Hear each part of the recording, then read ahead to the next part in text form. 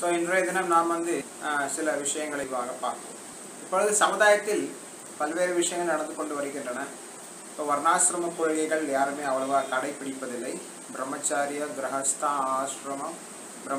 ஆசிரமம், கிரகஸ்த ஆசிரமம், வானப்பிரஸ்த ஆசிரமம், சந்நியாச ஆசிரமம், இந்த கொள்கைகளை மக்கள் அவ்வளவாக கடைபிடிப்பதில்லை.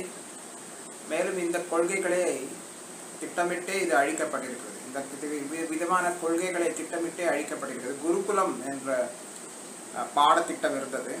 இப்பொழுது தொழிலுக்கு தான் முக்கியத்துவம். அதாவது கல்வி என்பது நமது கலாச்சார பண்பாடு இதையெல்லாம் சார்ந்ததாக இருக்க வேண்டும்.